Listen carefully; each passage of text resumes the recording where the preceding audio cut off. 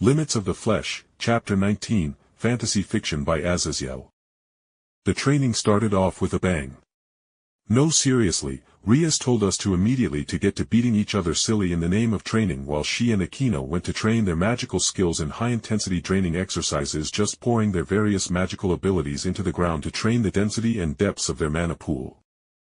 While Ei and Artoria trained with Kiba in swordsmanship and just generally weapon handling, I got saddled with Koneko and had quickly proven my mettle against the petite cat girl, as she simply couldn't get past my cheat unicorn abilities.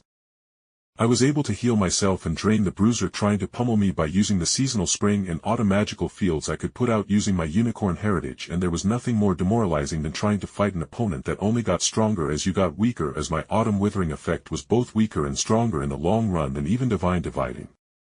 Instead of cutting someone's power from around 100 to 50 and then 25, like divine dividing did, and possibly harming the wielder by taking in too much power at once. My autumn withering, however, took a single base % of their life force every 10 or so seconds that wouldn't cause me any issues even if I was surrounded by a horde of enemies. While I could use the spring enrichment aura to expel the excess life force in healing allies or to temporarily strengthen myself. I mean, sure, Koneko had more experience in actual fist fighting, but she didn't have experience in the arms she grabbed and attempted to slam me onto the ground with, just morphing into a razor-sharp gauntlet of keratin that could cut through her with boosted durability due to my body being boosted by the boosted gear on my right arm. With the infinite biology nonsense I could pull just from normal nature, Koneko was in for a terrible time as our fighting ended when she began going for nut shots to put me down, as she couldn't get past my healing any of the wounds and sprains or otherwise fractured bones she gave me, and seeing the cheating cat girl going for such terrible blows, I morphed my entire arm into a reverse sort of hammer. Ever seen a mantis shrimp? I asked Koneko as she dashed toward me to put me back on the defensive, as she couldn't wait around with me actively draining her life force. No. Shut it, gay.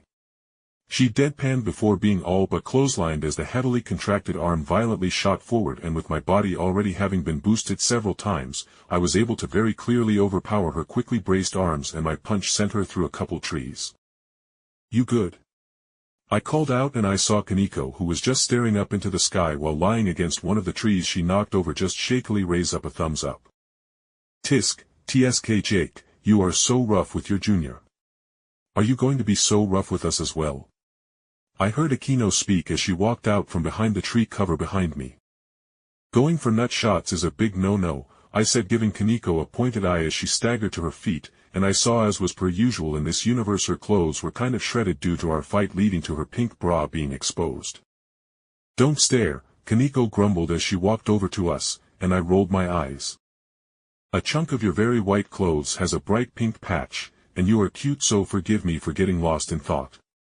I snarked, and Koneko scoffed, but rather than trying to break my shin like she would if Issei said, actually Issei would have just been drooling over seeing a bit of cleavage if he could even fight Koneko to begin with.